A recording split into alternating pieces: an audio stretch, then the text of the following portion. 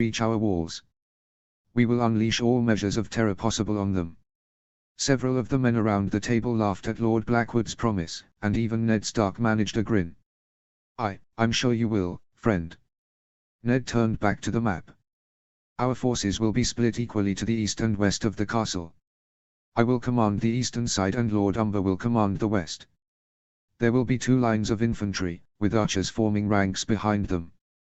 Cavalry will guard our flanks, and be held back in reserve. As soon as a gap in our line forms, our horse will fill the gaps. Our lines won't break for these little southern girls, Ned Greyjohn Umber growled, pounding his fist on the table. I have faith in every man at this table, Ned continued, turning serious. I would not have called you here to this moment, if I did not believe that we would be victorious. See that your men are ready, and get them into formation. We will not be caught by surprise. The room began to clear, and Robb meant to follow the rest, but his father signaled him to stay. When it was only the 2 of them, Ned Stark walked to him and placed a hand on Robb's shoulder.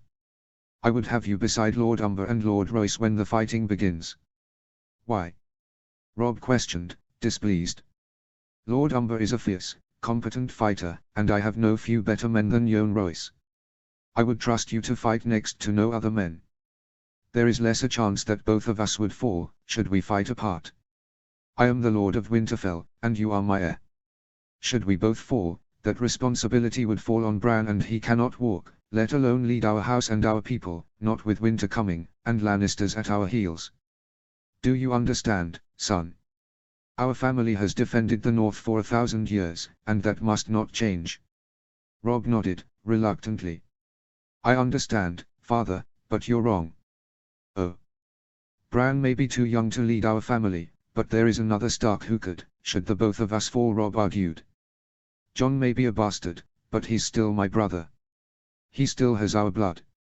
He's already fought to defend our house. Ned was contemplative at Robb's words, and he could see something deeper lingering in his father's eyes. He does not have our name, son. So give it to him, father. Name him a Stark. There is no king now whose permission you must seek. Say it and it will be so. Among our family and among our lords. I will think on it, son, Ned promised. Things are not always as simple as they seem. There are things that you do not know, that I am not ready to tell. Promise me one thing, Robb. What is it? If something should happen to me, go to the Neck and seek out Lord Reed. Why, father? He will know why, and that's all I will say on it now. There are more pressing concerns at hand. Robb wanted to ask more, but conceded that it was not the time. Father.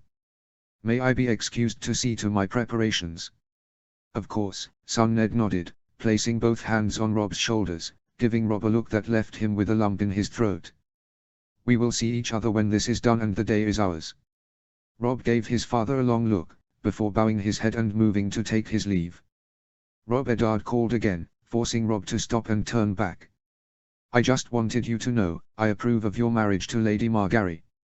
I think she will make a good lady of Winterfell one day. Sometimes not all southern influences are a bad thing. Your mother is proof of that. Thank you, father. Your approval means a great deal, Robb smiled, before continuing on his way.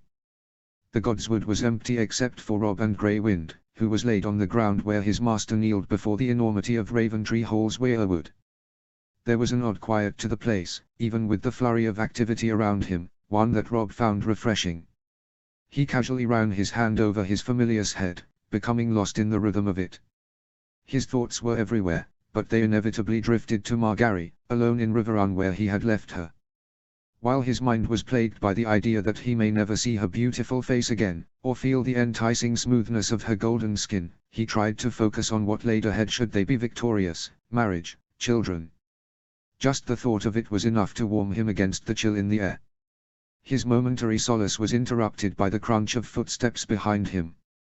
I knew I'd find you here, Jon said, as Robb turned to see his brother approach. Jon had tied back his long hair and had opted for a long leather tunic instead of the heavier plate that Robb wore. Robb was curious to see that his brother was also carrying 2 bows. As Robb stood, Jon held up the bow in his right hand and threw it to him. What's this for? Robb questioned. The Great Yon wants as many bows on the line as possible, John explained. As he said it, no use for us to be sitting on fucking horses watching when we could be making ourselves useful. I trust you remember how to use one of these. I think I can manage, Rob grinned, running his hand along the string, feeling the tension. Into the fray again, Snow. Ready for it? No choice in the matter, Rob replied. Just as the words left his mouth, a blast from a horn broke their conversation. Rob looked at his brother, and both knew immediately what it meant. The Lannisters had come. Grey Wind, with me! Rob yelled, as he and John began moving out of the Godswood and towards the gates. They ran into a throng of others, some clamoring to get up to the top of the castle walls, while others were also heading for the gates. Rob looked up and saw Lord Blackwood commanding the defences with precision. With some effort, Rob and John managed to find themselves outside the castle walls, and eventually to where their horses were tethered. Theon and Gendry were there waiting for them, already mounted on their own horses. None said a word as Rob and John took to their mounts. Grey Wind and Ghost ran ahead, knowing they would be called when needed.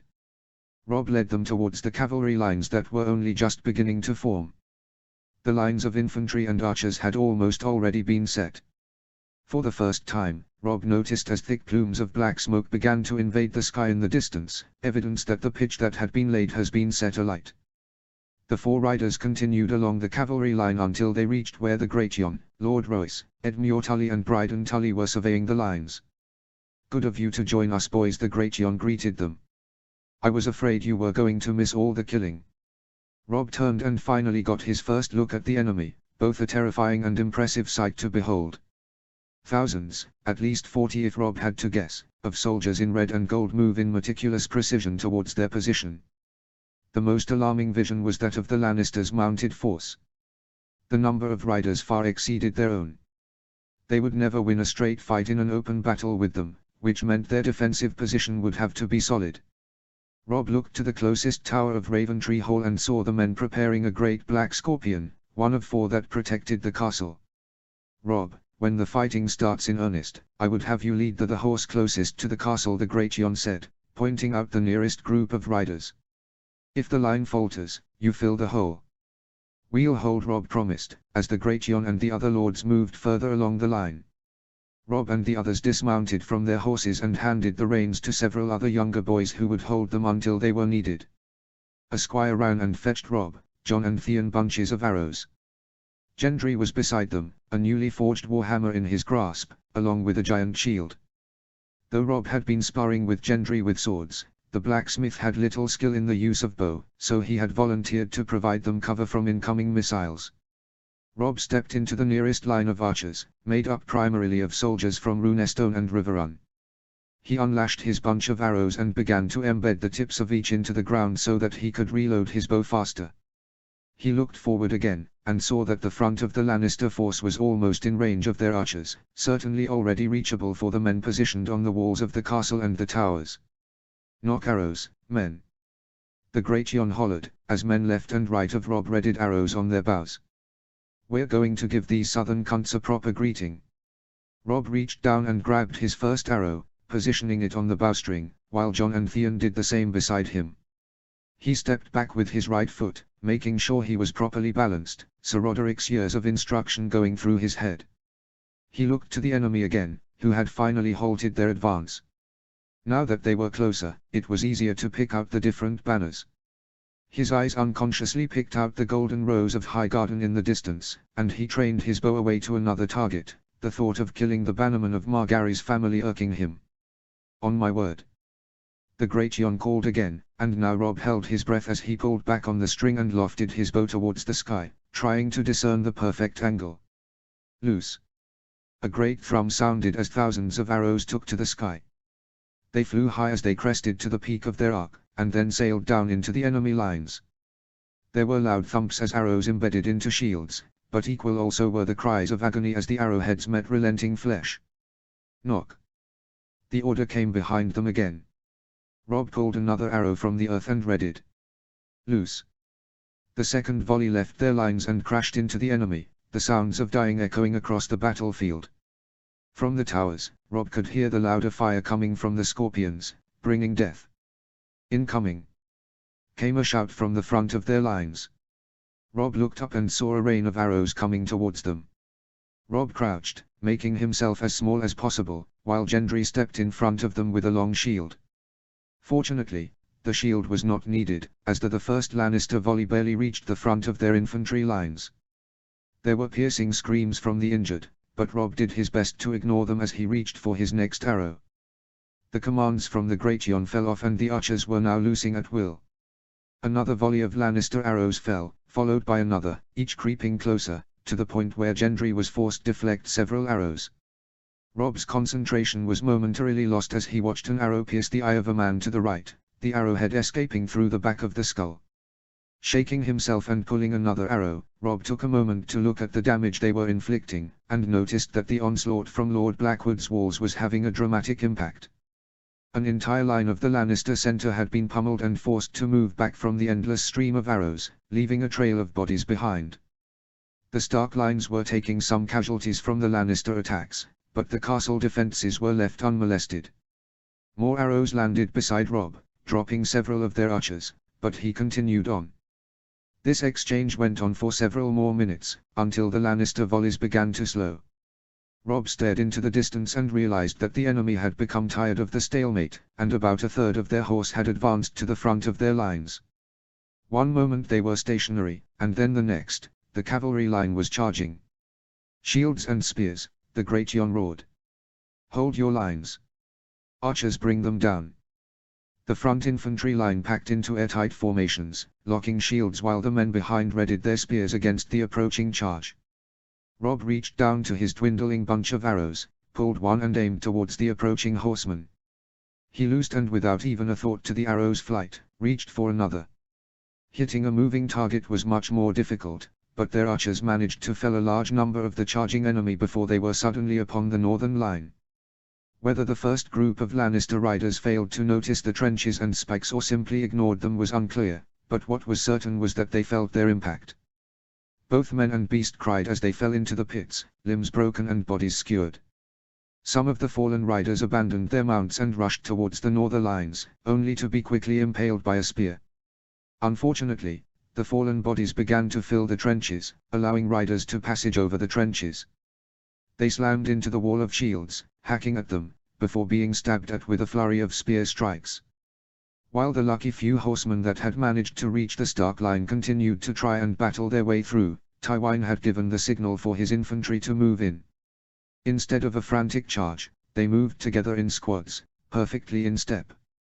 Rob realized that the next, more bloody part of the battle was about to begin. "We need to move," Rob said as he turned to Jon, who had just loosed another arrow.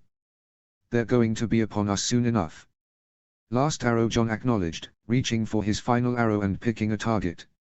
Rob watched as his brother loosed his arrow and struck down one of the remaining riders from the initial horse charge. It was an impressive shot, Rob had to say. "All right, let's move." "Show off," Rob accused, dropping his bow and moving back towards the horses. He grabbed back the reins from his horse and pulled his armored body up. He detached his helm and shield from where they were latched and drew his sword, just as the Lannister infantry began to clash with their own. It was gruesome fighting, men smashed together, hacking away at whatever was in reach. Bodies were beginning to pile up, forcing fighters to climb over them to reach their targets. The arrow attacks from the Lannisters had ceased completely, as to not risk hitting their own men. Rob looked down their line and saw that it was still holding solidly, even if it had bent inwards and outwards in certain places. He felt somewhat helpless as he watched men slowly dying while he sat on his horse and watched. He looked towards the castle, uselessly hoping that he could gain some knowledge as to what was happening on the other side with his father's force. The men on the walls were still firing a constant barrage of arrows down upon the Lannister attackers. Just as he was about to look away from the castle, he almost slipped off his horse in surprise as he watched one of the corner towers explode, a shower of heavy rock and bodies raining on the surrounding combatants below on the ground. He looked toward the enemy and saw that they had managed to quickly construct a tread bucket, the obvious cause of the damage to their defenses. Rob. His attention was drawn back to the immediate battle around them, and he realized that the Great Yon was calling to him. He looked to the large Lord of Last Hearth who was pointing towards the front corner of the castle.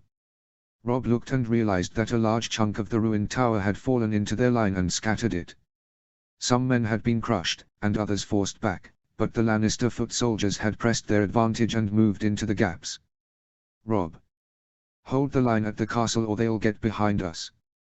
Not wasting a moment, Rob urged his horse forward, turning to the group of riders with him. "With me," Rob ordered, raising his sword. "Hold the line." Rob turned his horse around and raced towards the weak spot.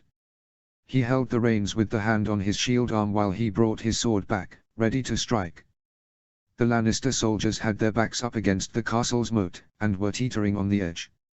Feeling reckless, Rob forced his horse into a sprint, riding right towards them, but stopping just inches away. The feint was enough to spook several of the enemy, who forgot their precarious position and fell backwards into the moat to their deaths. Rob began to hack down at the remaining soldiers, slicing through exposed throats and detaching several sword arms. Rob's fellow riders had caught up and were forcing the advancing Lannisters back further. "Close the lines," Rob shouted to the infantry who had scattered when the tower fell. "Fill the gaps, now. Archers, join the line." Slowly the line began to re-establish itself and Rob brought his riders back behind it. Rob looked and saw that the Blackfish was leading another group or riders towards the end of their lines that looked to be faltering. Rob's mount lurched briefly as another large stone from the trebuchet crashed into the walls of Raventree Hall. This time the castle had withstood the blow with little damage. The Lannister attack was beginning to thin, and the Stark line holding strong. Crossbowmen on the castle walls were loosing bolts into the Lannisters, bringing down soldier after soldier. "Rob." Riders approaching Jon stated, turning Rob's attention. Indeed, about 200 mounted soldiers had broken away from the main Lannister army and were heading in their general direction. "That's the fucking mountain," Theon called. Rob looked at the head of the incoming riders and instantly knew Theon was correct. The man at the center was the biggest man that Rob had ever seen, and his horse was even larger. It looked like one of the giants from Old Nan's stories was coming right towards them, but this one was dressed in thick plate armor and brandishing a sword bigger than Rob himself. Gregor Clegane charged hard at the Stark line, ignoring the fact that he was trampling over some of his own allies in the process. The mountain that rides crashed clear through the first two rows of Northerners, bringing his enormous sword straight down through a man's skull. Their men were clearly intimidated, because Rob could see them being driven backwards with little effort. "They're going to fucking breach us," Rob muttered to no one in particular. He looked back to the Great Yon, but Lord Umber had been pulled down the line towards the Blackfish. "Lord Royce," Rob called to the Lord of Runestone, who was still positioned not far away, his son Robar beside him. Bronze Yohn Royce looked to Rob, his bronze armor gleaming. "We need to push them back." The man looked towards the mountain and nodded, ordering his men to follow. Looking back to the mountain, Rob was shocked to see the man had two crossbow bolts sticking in his right shoulder, yet was still pushing forward as if they were a minor nuisance. "We need to bring him down," Rob shouted to the men in front of him. "Take down his horse. Be brave. Don't give a fucking inch or he is going to rape your wives and murder your children." Someone clearly took Rob's words to heart because the next thing he saw was Clegane's horse keening forward, its legs slashed. The mountain slid forward off the horse, not giving it another thought. He gripped his sword with both hands and swung it in a wide arc, downing at least 5 men in the process, several completely disemboweled. Some of his other riders had abandoned their own mounts and were now flanking him, cutting deeper into the North's line. Rob tried to move closer on his horse, but there was too much congestion in front of him. Realizing it was going too slow, he slid down off of his own horse, swatting it on the rear and driving it away. Jon, Theon, Gendry and another 20 riders did the same, moving to Rob's side. Lord Royce's contingent was quick to follow as well. Rob swatted away several attacks, striking back and felling 2 Lannisters as he fought towards the mountain. Eventually they were within sight of each other, and Rob realized that he was without a clue as to how to take the man down. There did not look to a single weak spot on his body. Rob watched as the monster sliced through 4 more men and knew he could not wait any longer or the men would lose heart. While Clegane was in the process of pulling his bloody sword from the depths of a man's guts, Rob moved in and slashed at the man's exposed side. His sword clanked against the armor, barely making a scratch on the plate. The mountain, sword still stuck, balled his left hand into a fist and brought it down fiercely toward Rob, who raised his shield to take the blow. It was like being hit by a battering ram. The ground was slick with mud, blood and guts, and Rob's feet slid several feet back from the blow. A Royce soldier attempted to run up behind the mountain, but Clegane grabbed the man by his exposed skull and squeezed until an eye exploded from the socket. Rob looked to his left and right, seeing that Jon and Theon were otherwise engaged with some of Clegane's men. Lord Royce and his son were occupied with 4 men of their own. Gendry stepped up beside Rob, clearly trying to hide the fact that he was terrified of the beast in front of them, clutching his hammer tightly against his chest. "We need to bring him down and disarm him, or he's going to tear us apart," Rob said as the mountain moved closer. Even Grey Wind and Ghost would be of no use against the man, as there was nowhere for their teeth or claws to sink into. "How do you suggest we do that?" Gendry asked, clearly fighting the urge to move backwards. "I'm going to try and keep him occupied," Rob answered. "Your hammer may be the only thing that can damage his armor. Channel your father at the trident and bring him down." The mountain came at Rob with his newly freed sword and slashed at him, forcing Rob to duck below. When Clegane brought his sword back around, Rob sprung up and locked swords with the man. He quickly discovered that while he needed both hands on his sword to maintain the attack, the mountain did not. A mailed fist swung around and pummeled Rob in the side of his head, sending him sprawling to the ground in a daze. His whole world felt like it had been turned upside down, and he was sure his helm was bent inwards. He could definitely feel blood running down his face. He tried to clear his vision, but almost wished he hadn't when he saw the mountain over him, raising his boot to smash through Rob's chest or face. Rob raised his sword in a useless gesture, but then he saw a blur of bald steel as Gendry's warhammer cratered the mountain's planted knee. The clang of steel hammer on steel armor was deafening, and the damage equally devastating. Clegane's entire leg was bent clear in half. An unholy roar sounded as the mountain fell, and Rob was forced to roll away or be crushed by the man. Rob stood as Clegane rolled onto his back, looking down at the exposed bones now sticking out from his leg. He reached for his sword, but Rob was faster and tread on the blade, trapping it to the ground. Before the mountain could reach out with his free hand, Gendry hefted his hammer high above his head, then swung it down towards the mountain's breastplate as if it was an anvil in his forge.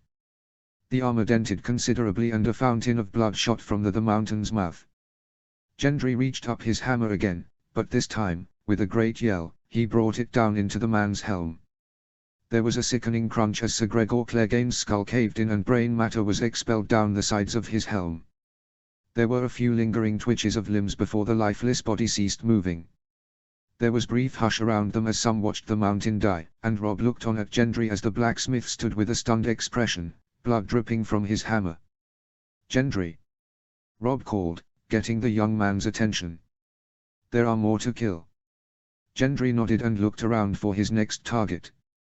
Rob saw that Lord Royce had made great progress with his own men, cutting through the mountain's riders, clearly disheartened by their leader's demise.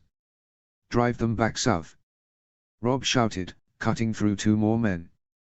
The soldiers beside him yelled back with a confident roar as they bashed at the Lannister attackers. The enemy line was thinning and some were beginning to retreat back towards the remaining Lannister army. Several archers had reacquired their bows and were firing arrows to bring down the retreating soldiers. The fighting had all but stopped along their line and Rob looked on in confusion as the Lannister army remained where it was, no further waves of attack heading for them. Rob looked to Jon, who stood beside him. "Something isn't right," Rob exclaimed. "Why aren't they attacking?" "Maybe we've scared them," Jon suggested, though the very idea was ridiculous considering who was on the other side.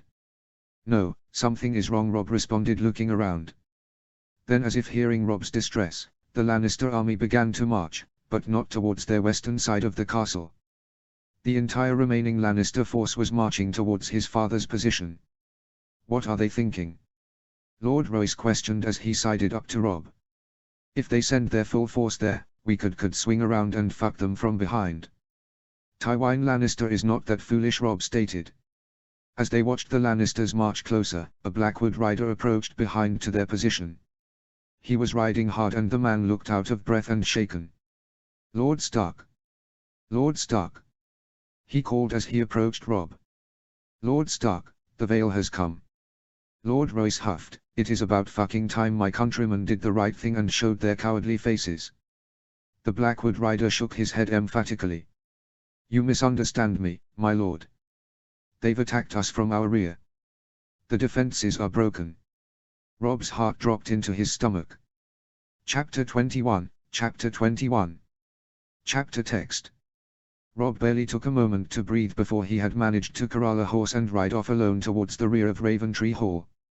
It was not that he did not believe the messenger, but he needed to see it with his own eyes.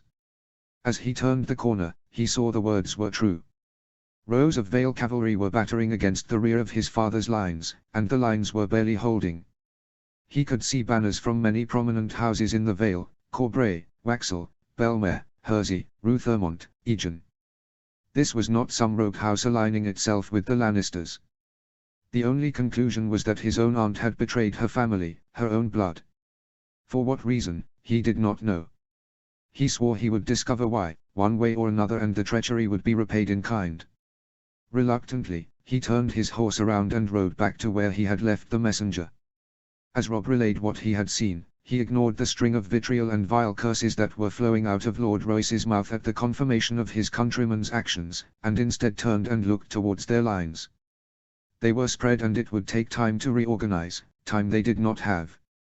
His father and his men were being crushed between the might of two enemy forces.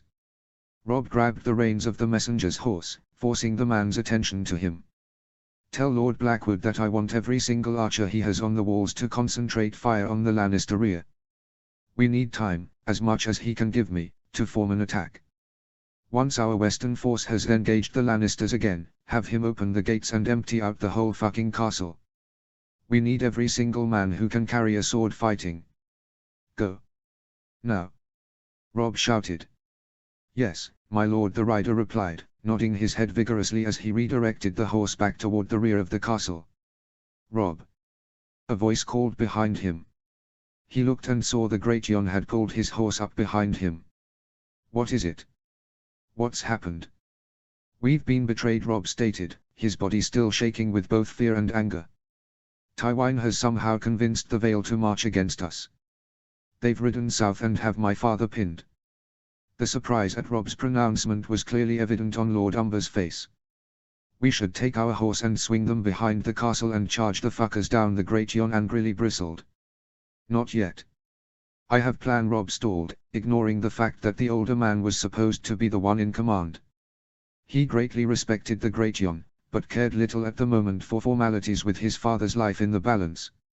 Lord Royce, I want you, Sir Ed Muir, and Lord Marndale to take a third of our remaining horse and rally them behind the castle as the Great Jon suggested. Provide relief for the rear of my father's lines. The Great Jon and I will swing the rest of our cavalry around the front of the castle and charge the rear of the Lannister lines. With all respect, Rob, you're crazy, Lord Royce exclaimed. You don't have enough horse to attempt something like that. They'll swallow your charge in minutes. And I'll take every single minute I can get, Rob countered, as the sound of bloodshed in the distance only hardened his resolve. We just need to hold the attack long enough to reform the infantry line behind our charge. Once our horse have engaged, then the infantry will push forward. We can fall back into their lines once they are close enough. We'll be organized, while we've hopefully scattered some of their forces. You're a bloody bold boy, I can say that, the Great Jon stated, shaking his head. I like it. If I'm going to die today, what better way than riding into a line of red and gold traitorous fucks and sending them straight to hell. Maybe I'll even take Tywin Lannister's head off before they strike me down.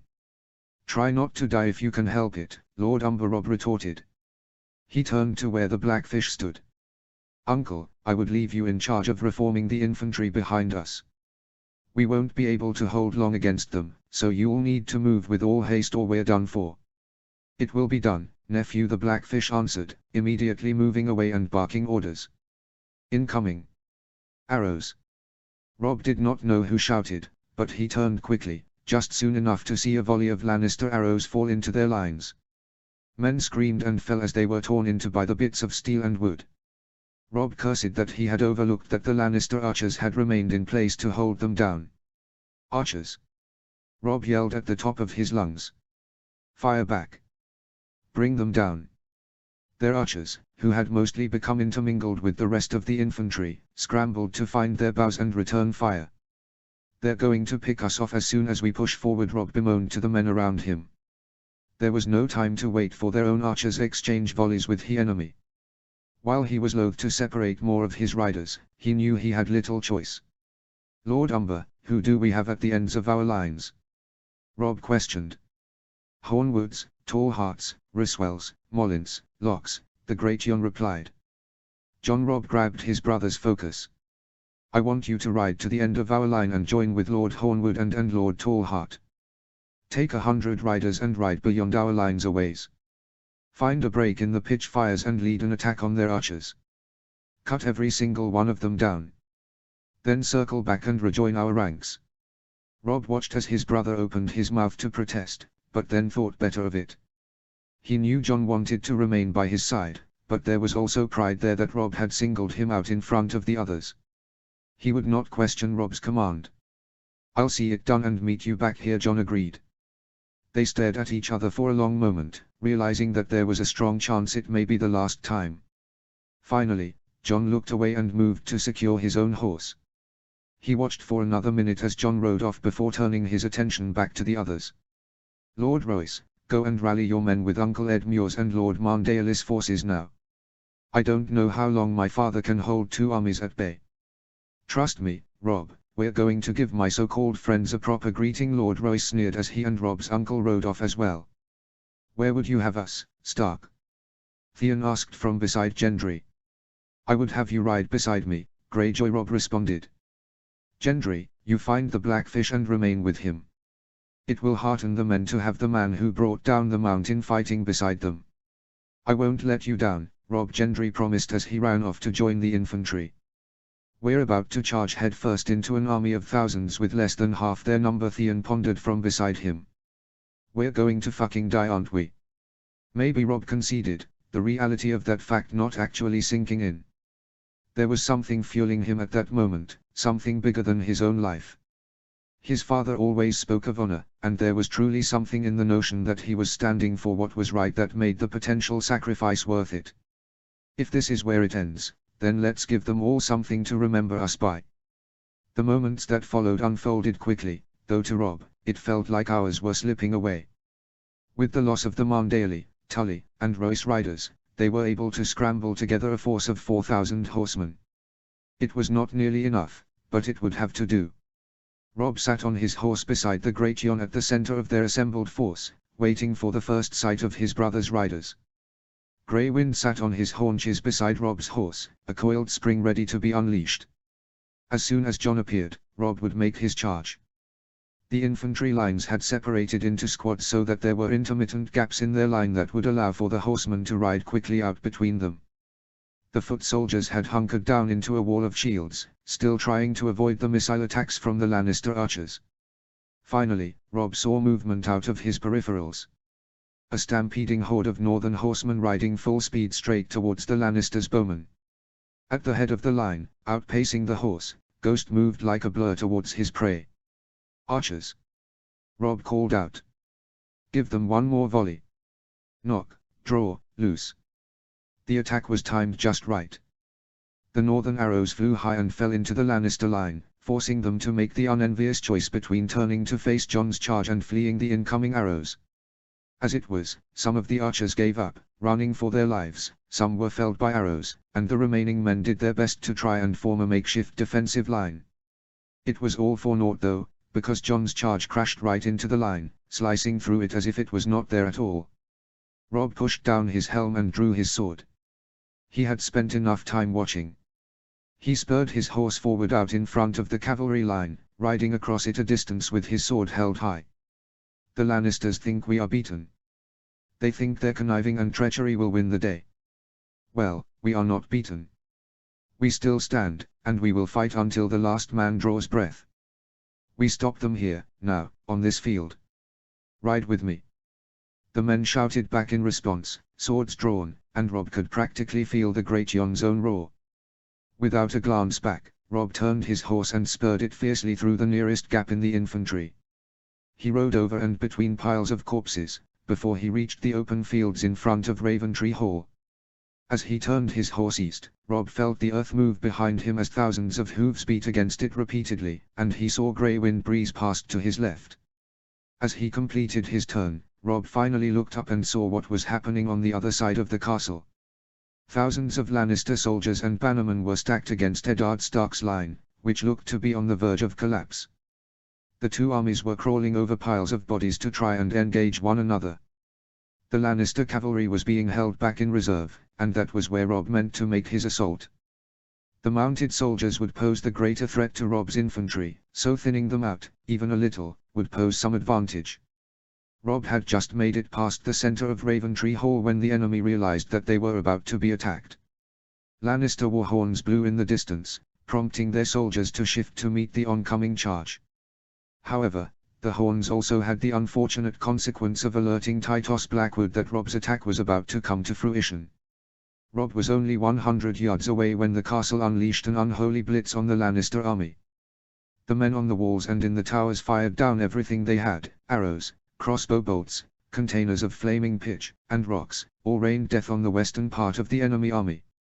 The enemy were clearly staggered, and Rob leaned forward on his horse, pushing him faster. He looked ahead to the first rider he saw, the distance closing quickly, until he was right on top of the red and gold-clad soldier. Rob slashed beneath the man's arm, cutting through the exposed flesh at the armpit. After he cut through the first man, he was suddenly in a frantic crush of bodies and horse.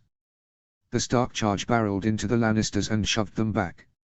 Rob watched as Grey Wind leaped onto the back of one Lannister, before then launching his muzzle into the neck of the next. Rob was forced to look away as two men bearing the sigil of House Rosby on their coats swung at him. He managed to dodge the first attack, and block the other on his sword. The first man was quickly cut down by the Gratian, who had somehow made it to Rob's side. The second Rosby soldier made to swing again, but the attack took too long, allowing Rob to drive the pommel of his sword into the man's face, and then the blade through the stunned man's belly. He swiftly cut down 5 more men, but he could not tell if he was making it any further into the line. The bodies were pressed together on all sides, and Rob could feel his horse trying not to stumble over the dead. The slow crush of bodies continued to move slowly, and Rob could feel the blood of his fallen opponents running down through his armor onto his skin. Occasionally, he would see 4 or 5 spooked horses jump onto their hind legs at once, and he knew that was where Grey Wind was currently tearing his fangs through flesh and bone. Rob continued to viciously and mindlessly kill every enemy that came within his reach, the lust of battle taking over his body. While they had managed to hit the Lannister line hard and caught them off balance, Rob could tell that the element of surprise was beginning to wane. A group of heavily armored Lannister knights led by Stafford Lannister and his son Sir Davin Lannister were beginning to cut a path through the right side of Rob's army. Riders were falling everywhere, and Rob could feel the mob being pushed backwards. He felt something approaching on his right and brought his sword up to attack, but instantly stopped when he saw it was Theon. "We need to fall back," Theon shouted over the chaos around them, slicing his sword through a Tyrell rider's neck. "Lord Ryswell and one of his sons are both dead, and their men are routed. We've held them as long as we can, Rob. They are going to break us." Theon was right, they could not hold any longer. They had done damage as intended, but it was time to make a tactical retreat and hope that the Blackfish was ready. "Lord Umber," Rob called to the Gratian a few yards away, where the man had just separated a Tyrell Solidus body from his sword arm. The man turned and looked at Rob. "We need to fall back." The Gratian looked like that was the last thing he wanted to do, but even he could clearly see they were giving much more ground than they were taking. He nodded, shoving his sword straight through another man's face. "Fall back. Northmen, fall back. Fall back," Rob shouted to the men around him. He fought off 2 more attackers before turning to look back. The riders behind him had begun to heed his call and were retreating. This allowed him to get his first glimpse at the field in front of Raventree Hall. He sighed in relief when he saw the organized lines of their infantry formed and marching their way. It was also evident that the Lannisters had just seen the marching army coming towards them because they began to retreat back as well. He waited as long as he could, trying to fight off stragglers to allow the rest of his cavalry to make their retreat. Finally, the Gratian led the last group of riders away, and Rob took to follow. However, when he was halfway back toward the safety of the infantry line, His horse came to an abrupt halt, nearly throwing Rob off in the process. He looked back and saw a spear sticking out of the beast's rear right leg. The horse tried to stagger forward again, but it was clearly in agonizing pain. It made it one more step before it collapsed to the ground. He managed to throw himself over before he could be crushed by the animal's weight. While Rob counted himself lucky for not having been upended by his horse and breaking his neck, he quickly realized that he had not been the victim of a random spear hurled in his general direction. He turned and saw a dozen riders barreling towards him, and he immediately recognized the man who was leading them, Jaime Lannister. Rob was in the middle of nowhere, no immediate help around him. He stood no chance against so many, but all the same, he tore off his helm and gripped his sword with both hands, staring the golden-haired Kingslayer down. Everything around him faded away, and all he could feel was the chill in the air and the wind as it blew through his hair. Jaime Lannister was only 30 yards away, and Rob could see the satisfaction and the sneer on his face. He stepped back with his right leg, planting his boots in the ground, preparing to launch himself at the Kingslayer before he was inevitably riddled with holes. 20 yards, 15 yards, and then before Rob could meet his end, hell opened up around him. Direwolves, one grey and one white, leaped 10 feet in the air and converged in the middle of the Kingslayer's men. The horses whinnied and the men screamed. They did not have long to try to beat off the two wolves, because all of a sudden, 20 more horsemen converged on them from the south, crashing right into the middle of their group.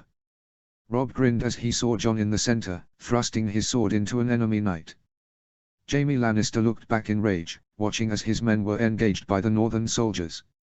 He started at them for a moment, clearly contemplating what to do, before he ultimately turned back to Rob, eyes firmly set on his original target.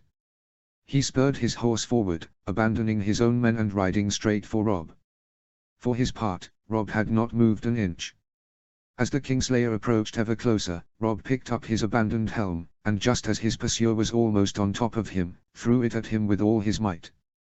Jaime Lannister clearly had not been expecting something unorthodox, because he did not even make a move to raise his arms to shield himself, allowing the ball of steel to hit him right below the chin. He was knocked backwards, and slipped sideways from his horse, rolling across the hard ground as he did so. The Kingslayer pushed himself up to his knees, trying to get his bearings. He ran a hand along his jaw, swiping away the blood from the cut that the helm had opened.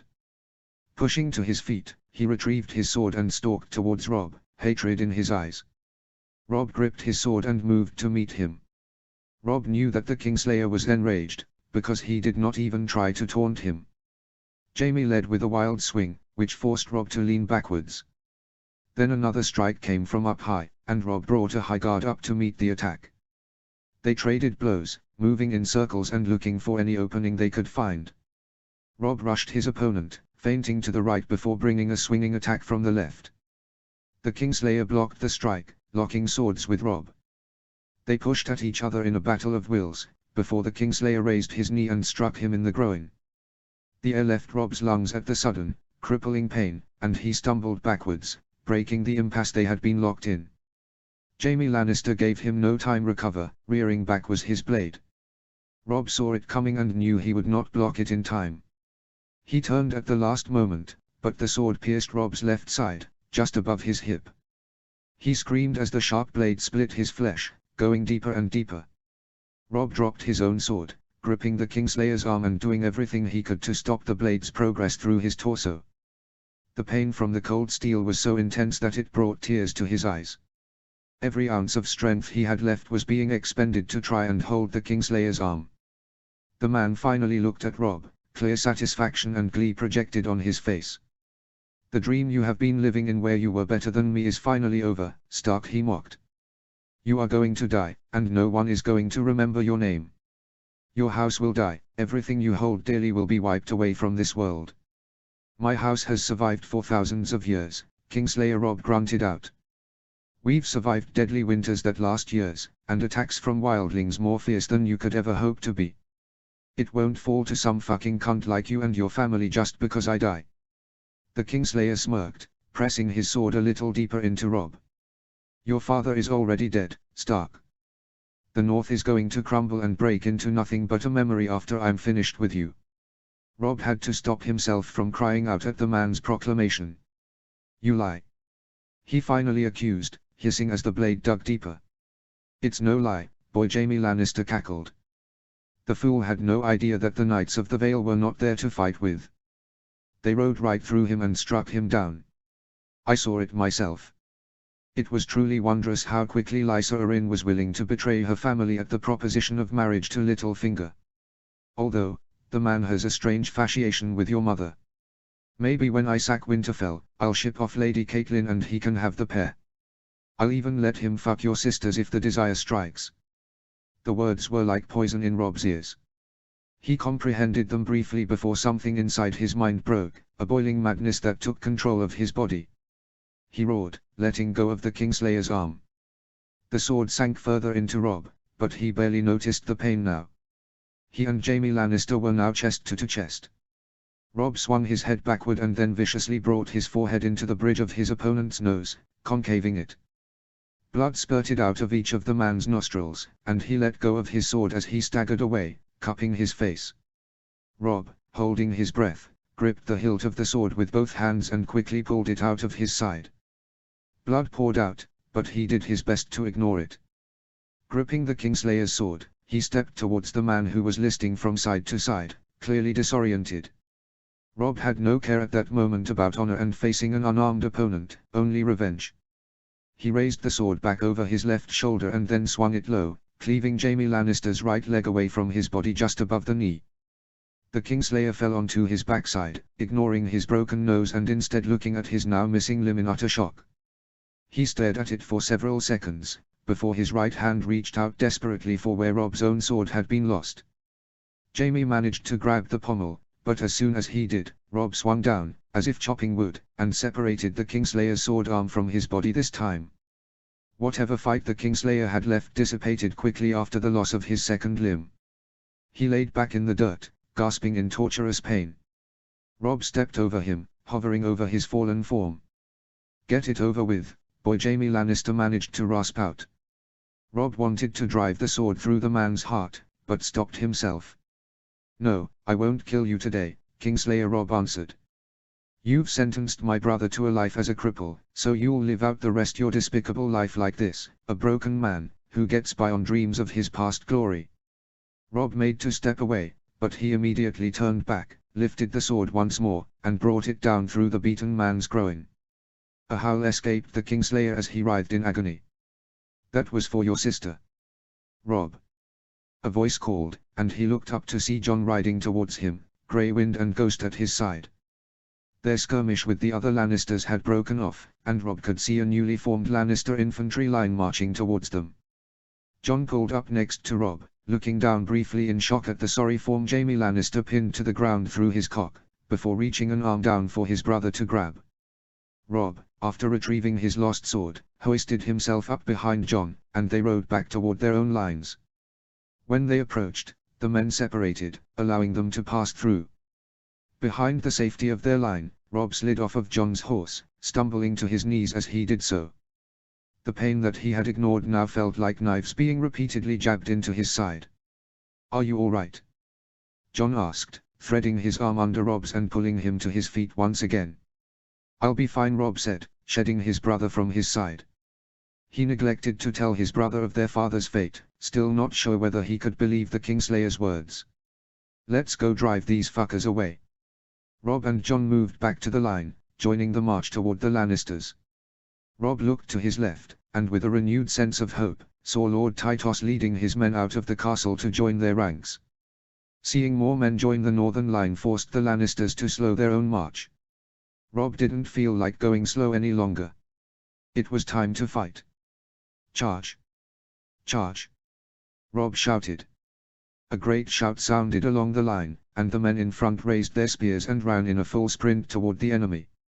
Robb fought through the pain in his side and ran right behind them until they collided with the first man in red and gold. With Jon, Grey Wind and Ghost beside him, they viciously tore through every enemy within reaching distance. The Northmen and Riverland allies fought with astounding vigor, while the Lannisters were fast to give ground. The two armies clashed with each other for an hour, and the Lannisters continued to be pushed back. The skies were beginning to darken, and it was becoming hard to tell friend from foe.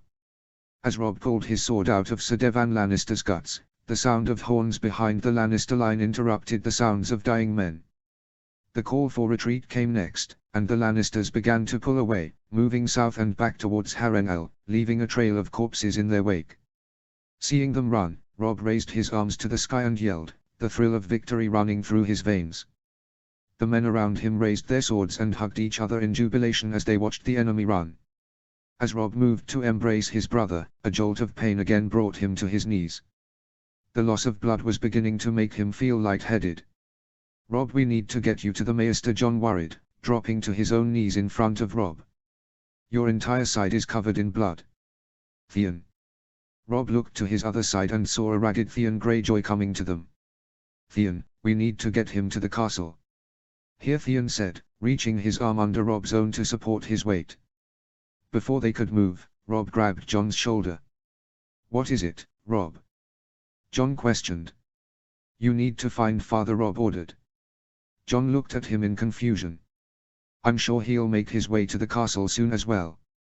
They may still be fighting off the Vale." "No, you need to find his body," Robb corrected, his slurred words desperate. He knew. The Kingslayer had not lied. Deep inside he could somehow feel the truth. Eddard Stark was dead. Those were his final thoughts before he finally succumbed to the pain and passed out. Chapter 22, Chapter 22. Chapter text. He stared down at the parchment for minutes on end, reading his words over and over again. It was the third piece of parchment he had been through, the others angrily crumpled and thrown onto the floor. Robb had never in his life contemplated that he would have to tell his mother that her husband was dead, and finding the words to put down into an emotionless letter was proving fleeting. It was impossible to convey the deep pain that he felt for the loss of his father, and also to try and offer comfort to his mother. The enormity that was the loss of Eddard Stark was not something that could be explained in a letter. Still, it was his duty. With a final flourish of his quill, he ended the letter, "Robb Stark, Lord of Winterfell." He sighed, tiredly, rolling the letter and affixing his seal to it. Leaning back in his chair, he winced as his side throbbed at the sudden movement. The Maester had cleaned and sealed the wound, but it still ached terribly. He had been bedridden for 2 days while his strength returned to him. The Maester had told him that he had been lucky, the blade had not punctured his organs, but had gone clean through. Robb would deal with the pain if it meant not being dead. A knock came at his door. "Enter," he invited. The door handle turned and the door pushed inwards, revealing his somber-faced brother. Jon leaned against the doorway, his arms crossed. "They are ready to go." Robb nodded, pushing himself up and out of his chair. He picked his cloak up from his bed and secured it around his shoulders. "Let's get this over with." "How do you feel?" Jon inquired. "About as good as one would expect 3 days after being impaled," Robb responded. "It only hurts when I move, so pretty much constantly." "At least you still have full use of your cock," Jon noted. "Jaime Lannister won't be able to take a proper piss for the rest of his wretched life." "Was I too sadistic? The fuckers killed our father and tried to kill Bran." "Too bad you didn't have the time to cut his balls off and feed them to him," Jon responded. "Still, no more golden-haired sibling babies to curse the realm," Robb stated, walking to the door. He walked through and noticed the 2 Stark guardsmen posted outside his door. They bowed their heads to their new lord and followed behind as he and Jon walked down the halls of Raventree's keep. He doubted that he was in any sort of peril inside of the confines of Lord Blackwood's keep, but the surviving members of his father's guard had been outside his room since the conclusion of the battle. As they left the keep, Robb had to hold his hand to his nose to try and block out the rancid smell of the dead. The army had been doing its best to clear the fields, but disposing of thousands of bodies was no small task. Maintaining a standing army was not cheap, so to the extent that weapons and armor could be salvaged, such things had to be gathered and collected. Then casualties had to be counted and bodies stacked and burned.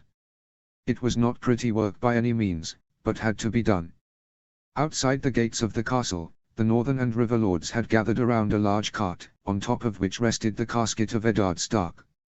The casket was covered with House Stark's direwolf banner, with grey and white wolf pelts draped across each end.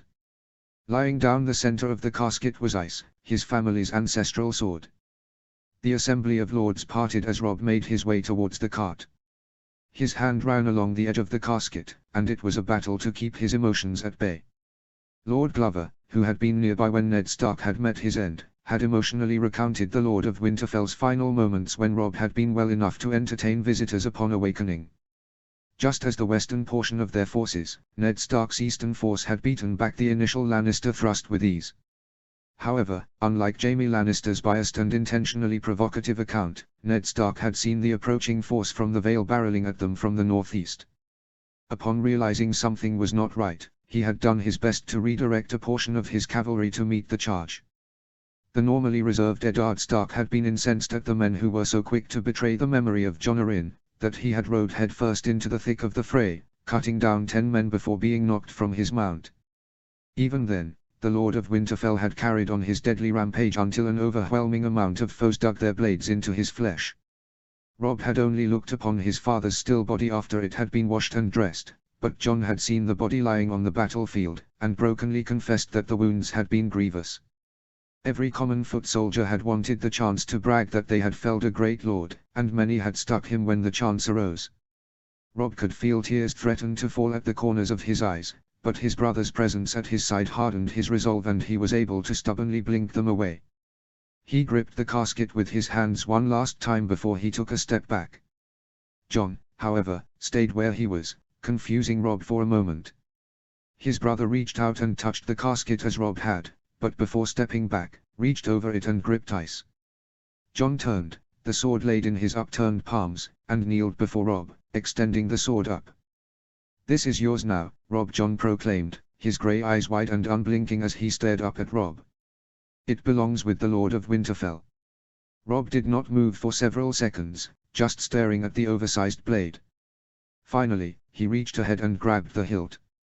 He pulled it towards himself, barely managing to hold its considerable weight steady.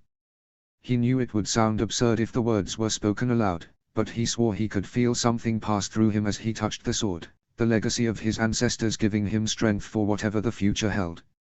He nearly lost his breath again when he turned and saw the lords around him knelt in respect to his father, and seemingly to his ascension into the new role. He looked and saw an uncharacteristically solemn Theon Greyjoy knelt beside Gendry, who was nursing a wound on his leg and only managing a half-bow. Rob turned to the men around him and bowed his head to them. "Eddard Stark was my father, he was the best man I knew or will likely ever know. He trusted you, his friends and countrymen, more than anyone, and in the recent days you've lived up to that trust. You've lost kin and friends, just as I. I swear it to you, by the old gods, that I will do everything in my power, until my last days to defend our people. Our bonds are strong, stronger than anywhere else in these lands, and if we are true to them, we will prevail against any enemy." The men around him stood and raised their voice in affirmation. Rob stepped back and joined the crowd. A host of riders from various northern houses who would serve as an escort to the casket began to side up to the cart. Though he was somewhat renewed at the support of the men around him, he still struggled to stay standing as he watched the cart begin to roll, the final journey north for Eddard Stark, to take his place among the Starks of legend in the crypts of Winterfell. Only when the cart had reached a good distance away, did Rob see Grey Wind and Ghost, sitting side by side in their own silent vigil as the casket passed. There was but little time to mourn the dead, as the lords gathered once again within Lord Blackwood's halls. Rob sat beside his host, nursing a cup of wine as the conversations began. "Do we have a final accounting of the casualties?" Lord Blackwood asked from beside Rob. The crowd quieted and Lord Umber spoke up in answer. "Current tally stands at 4,279 dead, nearly double that injured. We're treating some of the wounded here, but some have been sent back to Riverrun." "What of the enemy's losses?" Rob questioned. "We're still counting bodies, but as it stands, around 7,000 dead from the southern Lannister force, and another 1,500 give or take from the Vale," the Great Jon informed. Rob turned to Lord Royce, who was seated across from him. "What news from the Vale, Lord Royce?"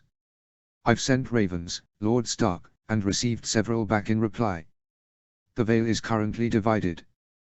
Baelish and Lysa Arryn have requested that the houses of the Vale swear their fealty to the young Lord Robert, though in doing so they are really requesting loyalty to Littlefinger. He was the one pulling the strings and organizing the attack on our army. Other than your own house, do we have support in the Vale? Rob continued. Houses Waynwood, Hardyme, Tollet, Redfort, Melcombe and a few minor houses have resisted the call. So far it has not come to civil war, but I fear that is inevitable, Lord Royce admitted. Some houses do not take kindly to being hoard out to the Lannisters, no matter the bounty offered. Do we know where the Vale army has retreated to? Rob inquired. Half of the army went back to the Vale, the other half has apparently seized Castle Dare, Rob's uncle Ed Muir answered. Whether House Dare welcomed them involuntarily remains unknown. Lord Royce, I cannot thank you enough for answering my father's call, Rob stated. While I would certainly very much welcome your continued presence here, I believe you would be better served seeing to uniting your countrymen in opposition to Littlefinger. Right now, we face the threat of attack from 3 sides, so keeping Littlefinger distracted would serve everyone's interest. I agree, Rob. Lord Royce nodded. I've asked Lord Redfort and Lord Melcombe to strongly persuade House Grafton to join our cause. Keeping control of Gulltown and the port out Littlefinger's hands will be crucial. I have faith you will see it done, Rob responded. He turned back to the rest of the table. What news of the Lannisters? Still holed up at Harrenhal, Lord Stark Titos Blackwood answered. We have scouts constantly keeping eyes on their position, but as of now they are still licking their wounds. That won't last long, the Great Jon interjected. Tywine won't take the defeat well. We have the defensive position, but he will restock his army in a blink and the numbers will overwhelm us eventually. We should call for the aid of some of the forces that your father left to protect the North, Galbert Glover put forward. Call on the Mormonts and Boltons to send men. Well, the Mormonts can send their women too. I agree with Glover, Lord Karstark added. I'll send ravens to them when we finish here, Rob consented. Still, I think we may have time before the Lannisters try anything again. When they come, they will do so when they know they have the superior army. For now, we should keep a substantial force at the ready, and make sure the walls here are fully manned. I want scouts out daily in all directions. We will have no more surprises. It may be prudent to consider building several fortifications to our east and west where we can house men, barracks possibly. The weather is getting colder and we'll need protection from it, the best we can. Speaking of surprises, Lord Blackwood began, pulling a small scroll from his tunic. We received a raven this morning from Stannis Baratheon, or King Stannis as he is now referring to himself. What does Stannis have to say? Rob questioned. He congratulates us on our victory against the Lannisters, Lord Blackwood recalled. He also calls on us to bend the knee and swear fealty to him as rightful king of the 7 kingdoms, and to march all of our army south to lay siege to King's Landing. The men assembled were quiet for a moment as they digested the command. What do we mean to do about this? Ed Muir asked, breaking the silence. We've been fighting battles while Stannis sits at Dragonstone, and now he expects us to throw ourselves against the walls of King's Landing. We could march there, but we would never breach their walls, the Blackfish argued. If Tywine entrenched his army within the walls of the city, they would pick us apart over time. It would take us months just to build the needed siege weapons and move them. With the princes and princess the result of incest, Stannis is the rightful heir to the Iron Throne, Rob countered. We would be turning our back on him by refusing. With all respect, Lord Stark, Stannis Baratheon will never sit on that throne, Lord Blackwood responded, placing his palms flat on the table in front of him.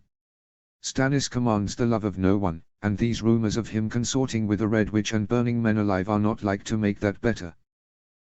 We've seen what happens when kings with an affinity for burning flesh sit the throne, Lord Marndale quipped. It cost us your grandfather and uncle the last time, Lord Rob, plus thousands more putting an end to the Mad King. I'd rather not put another maniac in control. How long before he demands we abandon our gods, or send sacrifices to be tied to a stake? Lord Marndale speaks wise words, the Great Jon voiced, his booming tone echoing through the room. He surprised everyone as he stood from his chair. Winter is coming, my lords, and we must see to our people, not to who sits on a cursed throne in the south. We knelt to southern kings twice, the Targaryens first and then Baratheons. They both drove Westeros to war, and we northerners have suffered for it. I'm tired of kneeling to southern kings. They look down on us like savages from Essos, and care little for us, our way of life. Well, I say fuck them. The Great Jon pounded his fist on the table. Let the Lannisters, the Baratheons or whomever fucking wants the southern chair have it. The North was a kingdom once, so let it be again. What are you suggesting, Umber? Galbert Glover pressed. Before Aegon the Conqueror came and threatened to burn the North with dragon fire, the North knelt only to House Stark. The only person I mean to kneel to is sitting right here, with the blood of the first men and the kings of winter running through his veins. Lord Umber turned and faced Robb, causing the Lord of Winterfell to tense and sit straight in his chair. I cannot speak for the lords of the Riverlands here, but I would name Robb Stark, king in the North. Robb stared at the boisterous Lord of Last Hearth in a complete loss of words. His mind was spiraling in 1,000 directions. He had just succeeded his father as Lord of Winterfell, and now there was talk of naming him king. He felt like a fool, sitting there without words to say. Before he could muster any, Lord Marndale followed the Great Jon's lead, lifting his considerable girth from his chair and standing. You are young, Lord Robb, yet you have accomplished more than many will in their lives. You beat the Lannisters back at the tooth and rallied our army from the grips of ruin to victory on this field. Winter is coming, and I would trust no other to lead us through the long nights and driving snows to come. I would name Robb Stark king in the North. Lord Marndale finished. Robb watched on in continued amazement as the men around him stood from their seats, Galbert Glover, Harlys Hornwood, Rickard Karstark, Hellman Tallheart, Rickard Ryswell, the prominent houses of the North among others. He looked for some lifeline in the room, someone to agree with him that what was happening was a ruse, some mummus elaborate show. He looked to where Jon and Theon had been seated, but found no help as they were both standing as well. As the Northern lords and their heirs finished rising to their feet, Robb watched his uncle Edmure stand as well. You are my kin, my sister's son, Edmure began, dramatically. While my father may not be able to exercise his duties, I know that if he could, he would pledge his house and his bannerman to his grandson. On his behalf, I would name Robb Stark king in the North and of the Trident. Edmure's proclamation was followed by the remaining lords in the room standing, including Tytos Blackwood to his side. Robb, at a loss for what else to do, stood slowly from his seat as well. As he reached his full height, the men around him drew their swords and dropped to their knees. With a deep breath, Robb finally managed to speak. I thank you, my lords, for the faith you have in me. I swear to you, that I will be just and fair. I swear I will stand beside you and protect our people with everything I have to give. We will see this winter through and carry on until the next, and then the ones after. Robb promised. Stand, my lords. Stand they did, swords raised in the air and words ringing through the keep. The king in the North. The king in the North. The king in the North. The lands around River Run were buzzing with activity. Tents had been erected to house the flow of those forced to leave Raventree Hall and the injured from the battle who had been moved there. Robb rode at the head of a column of 200 men, bringing his mount to a slow trot as they approached the tents. The bronze crown atop his head was a new feeling, heavy and overbearing. If he had his way, it would have remained off in his saddlebag, but seeing as the lords had only just crowned him king, he was afraid to seem ungrateful.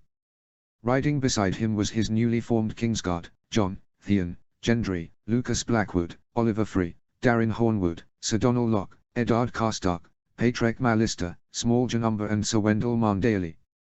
All had eagerly volunteered for the position with little prompting.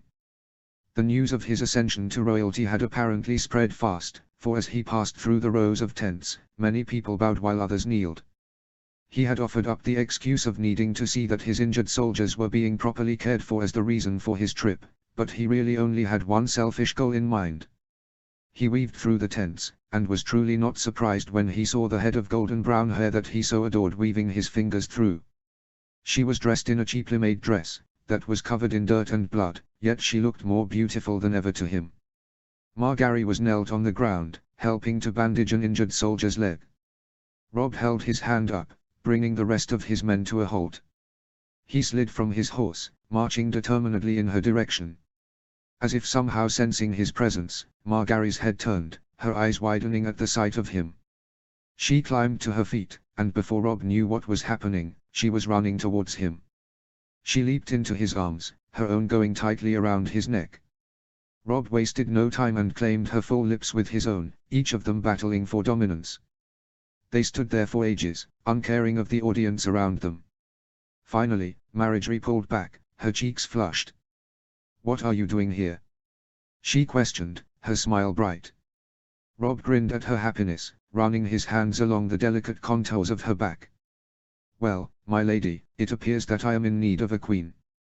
Chapter 23, Chapter 23. Chapter text. 2 months had passed since the battle at Raventree Hall. 2 months since Rob's father had died and he had ascended to the mantle last held by Torrhen Stark. There had been 2 months of unsettling quiet, at least for he and his bannermen, as they hunkered down and entrenched themselves in the Riverlands. The same could not be said elsewhere. While Tywin Lannister had been licking his wounds, Stannis Baratheon had finally decided to enter the game. Instead of initiating a direct siege of King's Landing, he had taken his considerable fleet of ships from Dragonstone and formed a blockade around Blackwater Bay. Meanwhile, a force of 15,000 loyal men from the Stormlands marched north and effectively cut off the capital from the south, securing the Rosa Road where it met the Kingswood. Stannis, no military slouch, had placed the capital in a pinch, slowing the intake of supplies and trade to the Iron Throne. Fearing that Stannis would invade with his men from Dragonstone and overrun the city, Tywin had, but for a small garrison left at Harrenhal, abandoned the northern front of the war and retreated back into the Crown Lands. The immediate threat from the Lannisters had been removed, and allowed Rob's injured and battle-weary men the chance to recuperate for a time, though it did not mean the men were idle. The soldiers had constructed more permanent defenses and camps, while Rob and his lords had done their best to make sure that they were adequately fed and outfitted, which was no easy task. Rob had stayed and ruled from Riverrun for a month, overseeing the recapture of Daearey from the soldiers of the Vale. The Blackfish and Edmure Tully, as liege lords of House Daearey, had led the siege and won a quick victory.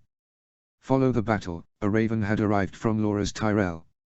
It had been brief, but had advised that he had gathered loyal men and would be sailing imminently for Seaguard, the closest accessible port. The next day, he, Margaery, and a small host of men had left for the ancestral home of the Mallisters. After having spent so much time in the grassy plains of the Riverlands, Rob took great pleasure in the feel of the strong sea breeze that blew in from Ironman's Bay. He watched from his quarters in the castle at Seaguard as the water glistened in almost hypnotizing fashion. His attention was broken by the feel of a small, feminine arm wrapping around his bare torso. Margaery, adorned in nothing but a bedsheet, tucked herself under his arm. He looked down into her concerned eyes. "You are up early," my king, Margaery noted, fighting back a yawn. "What troubles you?" "I could not sleep," Rob confessed. "Did I not properly exhaust you last night, my love?" Margaery questioned, fake indignation in her tone. Rob grinned, letting his hand wander down and under the sheet until it had a firm grip on her bare backside. "No, my love, you did that beyond reproach, as always.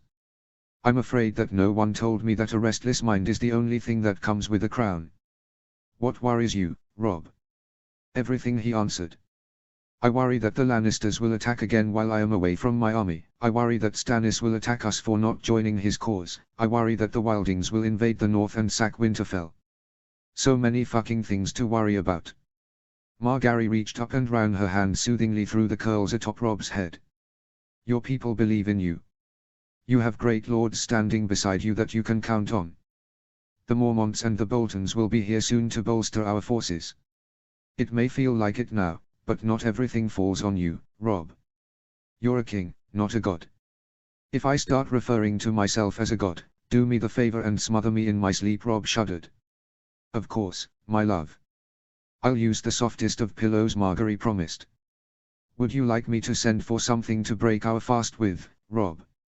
"What is it?" Rob had pulled away from Margaery and moved closer to the window. Where once had been only an endless scape of water, was now interspersed with an array of distant shapes. "Ships, my love, many of them." Margaery eagerly moved to stand next to him, leaning out of the window to get a better look. "Can you see the sails?" "I can't quite make them out." I can see them." Rob pulled on Margaery's sheet, forcing her back out of the window. He turned her head and placed a strong, solitary kiss to her lips. "Golden roses and grape clusters, my lady. Your brothers have arrived, and they've brought the whole Red Wine fleet with them from the look of it." XXXXXXXXXX. Rob stood on the docks of Seaguard, watching as the Tyrell ships anchored in the bay. A small contingent of smaller rowboats were making their way slowly to shore. Margaery stood beside him, her arm threaded through his own. Jason Mallister stood to Rob's left, while Jon and the rest of his Kingsguard were positioned behind them. Deciding that he needed to make an impression, Rob had worn his best doublet, one in which the seamstress had taken it upon herself to stitch a crowned direwolf. His finest fur cloak and the bronze crown atop his head complemented. He looked every bit the part of a northern king, especially as had let his beard grow almost to the point of being unruly. The rowers arrived, and the dock hands hurried to tie off the boats. A lightly armored Loras Tyrell was the first man off of the boat, followed by a taller, bearded man bearing a strong resemblance to Loras. Having already been acquainted with Willers, Rob knew this had to be Garland Tyrell. Several other high-born men followed behind the two Tyrell brothers. As they stood before Rob, the men each took a knee. "Please rise," Rob said quickly, still uncomfortable with the formal gestures. "Your Grace," Loras stated, standing once again. "May I introduce my elder brother, Garland?" The man beside him bowed his head in greeting. "It is an honor to meet you, Your Grace. Both of my brothers have spoken highly of you, and your reputation certainly precedes you." "The honor is mine, Sir Garland," Rob responded. "Your lovely sister has spoken great praise of you as well. You are very welcome here. I look forward to the approaching day when our houses will be joined." "As do I, Your Grace. There is no greater house that I could wish to be tied to than the Starks," Garland answered. "Our grandmother likewise sends her regards. She begs forgiveness that she was unable to join us, but the long sea voyage was too much for her. In her stead she offers this." Garland raised his palms and gestured to the men and ships behind him. "A strong fleet of ships and 13,000 men. Consider it a wedding present, Your Grace. A very generous gift at that, Sir Garland. One that we will not take for granted. Did you have any problems on the journey north?" "A few minor skirmishes with the Ironborn, but nothing our numbers could not subdue," Garland spoke. "Have you heard from father?"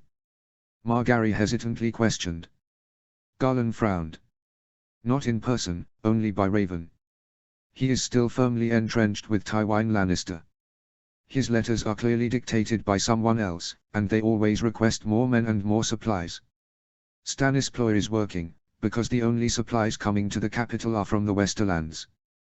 The Reach itself is frayed," Loras added. "The Tarlis, Hightowers, and Caswells are still loyal to father. They've been in a standoff with Stannis forces in the south for weeks. Most of the other houses are either completely resistant to joining the Lannisters, or at least divided over it. Willers and grandmother are effectively in charge of Highgarden for the time being. It's very much due to them that we were able to bring so many. We are immensely grateful for their efforts," Rob commended. He turned to Margaery. "My lady, why don't you escort your brothers and their bannermen to the Great Hall to see they are fed? Lord Mallister and I will discuss the best way to accommodate all of our new guests." "Of course, Your Grace," Margaery agreed. "Come brothers, we have much to catch up on." XXXXXXXX. It had taken the majority of the day to land and settle the majority of the Tyrell army. A number of the ships in the rear of the fleet would stay manned to repel any attempted raids by the Ironborn, but most had been emptied into the lands north of Seaguard. Rob was weary when he finally entered a quiet, empty great hall, flopping down onto a deserted bench. He had dismissed most of his Kingsguard to get rest, but Jon, Theon and Gendry had remained, finding seats beside him. A young maid with her long dark hair pulled back, and apron over her dress shyly approached their table. She offered a nervous curtsy, before speaking. "May I bring anything for you and your men, Your Grace?" Rob smiled at her, attempting to put her at ease. "Some wine and maybe some bread and butter would fine. I'm so tired I don't think I could manage to put down a full meal." "Right away, Your Grace," the maid curtsied again, before rushing off towards the kitchens. Rob smacked Theon in the side of the head when he noticed lecherous eyes following her. "Keep your eyes to yourself, Theon." "No harm in looking," Theon rubbed his cheek. "If you stopped at looking, I would not have to say anything. I'm certain there are enough Greyjoy bastards running around the north as is, no need for more. If you need to bed someone, at least go to a brothel. As king, You could just marry him off, John suggested. I'm sure Lord Umber could find a daughter or niece in need of a husband. The heir to the Iron Islands has some value. If you think I'm going to last Hearth to freeze my cock off, you are crazy, Theon cringed. The women in the north wear too much as it is. Go that far, and they all look like fucking bears. Say that in the Great Yon's presence and you won't have a cock to use anyway. Speaking of marriage, John prodded, when can we expect to officially have our new queen? Robb perked up at the mention of his impending nuptials. As soon as my mother arrives. Lady Mormont is accompanying her south as we speak, Robb answered, taking a cup of wine from the maid who had just returned. Once they reach Greywater Watch, we will ride north and accompany them to Riverrun. What about after the wedding, Your Grace? Gendry asked. Robb is fine, Gendry, he corrected the blacksmith for what felt like the 1000th time since he was crowned. And as for what is next, I don't know. Much depends on what happens between then. The situation in the Vale is untenable. The noble houses are laying siege to each other. I want to feed Littlefinger and Lysa Arryn to Grey Wind and Ghost. Tywin Lannister will not forget us. We are in a waiting game for the moment.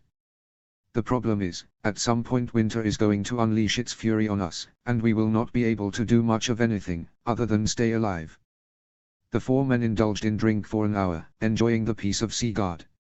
Their peace was broken, however, when a guardsman entered the hall. Excuse me, Your Grace. The guard bowed. What is it? Robb questioned. A rider has just arrived. He says he is an emissary from Stannis Baratheon. Says his name is Set Davos Seaworth. The Onion Knight. Robb arched his brow. Is he alone? Just a small escort, Your Grace. Well, it is late, and I am a little drunk, but against my better judgment I will see him. Robb sighed. Show him in. A few moments later, the guard returned with another man beside him. He was one of the most unassuming knights Robb had ever met, small, with a small amount of greying hair on his head and matching short grey beard. He wore a cheap green cloak over a brown tunic. His face was weathered from years at sea, but his eyes and expression were still kind. Robb stood from seat, straightening his cloak. Sir Davos. Welcome to Seaguard, Robb greeted. The Onion Knight bowed. A pleasure, Your Grace. I mean no disrespect to call at you such an hour, Your Grace. No offense is taken, Sir Davos. Though, I am curious as to what brings you this far north, so far away from your home. I come on behalf of Stannis Baratheon, first of his name, the one true king of Westeros, Davos recited. Jon stood up next to Robb. If you had not noticed, Sir Davos, there is another king standing here before you. You may have to alter your introductions. Indeed, I did. I'm afraid I am at a loss for your name, sir. This is my brother, Jon, Robb advised, leaving off the second part of the name. Of course, Davos nodded. As I was saying, the boy on the throne and his siblings are not of Baratheon blood. Stannis Baratheon is the true heir to Robert Baratheon, and as such is the heir to the Iron Throne. If Stannis wants the Iron Throne, it is his for the taking, Sir Davos, Robb stated. I have no wish to sit on it. However, he will have to settle himself with ruling over 5 kingdoms. The North bent the knee to Robert, but he will be the last Southern king to have that honor. The North and the Riverlands have declared their independence. They have entrusted me with the title of king, and I do not mean to surrender it, not to Joffrey, and not to Stannis. Stannis does not wish a fight with you, Your Grace, Davos assured. He had great respect for Ned Stark, and he grieved for his passing. That being said, he will not hesitate to claim what is his by right. I wish no fight with Stannis, Sir Davos, Robb countered. We could be allies against the Lannisters if that was his wish, but we will not be kneeling to him today, or any day in the future. Tell me, Sir Davos, did you see all of the banners with golden roses outside the walls of the city? I did, Your Grace. Tyrells, if I'm not mistaken, Davos responded. There are 13,000 Tyrell soldiers who have only just joined our cause, on top of my men from the north and the Riverlands. If Stannis marches north, we will meet him in battle and we will crush him. What a foolish waste of life that would be just for Stannis' pride. It would seem we are at an impasse, Your Grace, Davos mused. It would seem so, Robb agreed. You seem like a good man, Sir Davos. If you have Stannis' trust, then tell him that Westeros would be much better off without our families at each other's throats. We are not enemies. I will do so, your grace. Are the rumors true, Sir Davos? Jon questioned. Rumors. They claim your king has been enthralled by a red witch, Jon explained. Melisandre, Sir Davos stated, a distasteful look to his face. She is a priestess. A follower of the Lord of Light. Stannis and those close to him have converted to her ways. And the rumors of burnings and sacrifices. Are those true as well, Sir Davos? Jon pressed. Robb could tell just from the reluctance on Davos' face that the rumors were true. It is true, Davos confessed. The priestess makes sacrifices to her god. They burn men alive for favor. Why do you continue to follow him, Sir Davos? Robb asked. The man is burning innocents in the hope of achieving power. I was just a poor smuggler from Flea Bottom, your grace. I am now a knight because of Stannis' generosity. An honor you earned during Robert's rebellion, but one good deed should not excuse the cold murder of innocents, Sir Davos, Robb stated. I rule because my people made it so, not because I threaten to feed them to my direwolf if they don't. My ancestors bowed to the Targaryens because they threatened to kill us, not because we wanted it. No king should rule by fear. If there comes a day when you would rather serve another king, there is a place for you here, and for any other man from the Stormlands who would join you. I cannot imagine that Stannis men are taking easily to having to abandon the gods of their fathers. No, I don't follow her ways.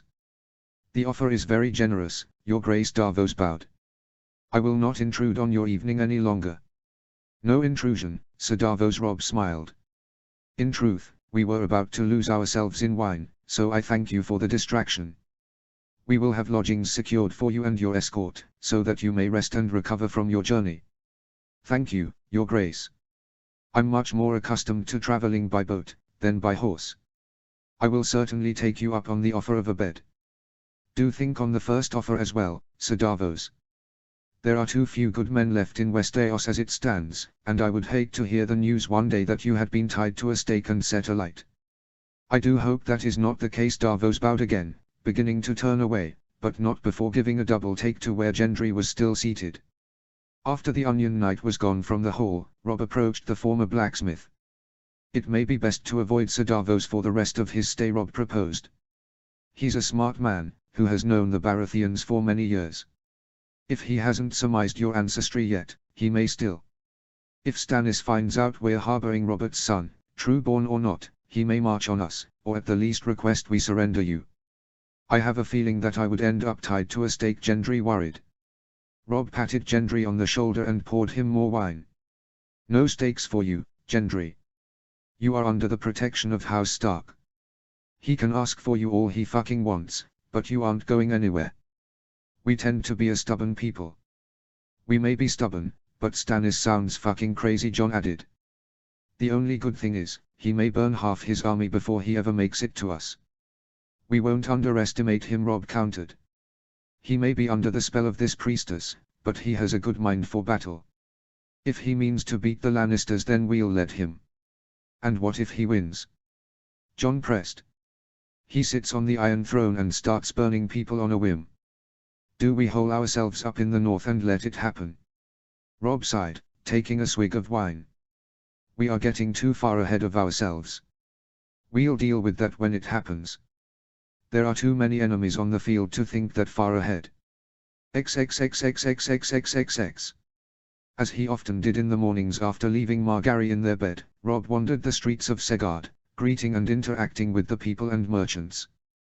War tended to impact the lowest of people in ways that was often not seen, and he liked to keep things in perspective.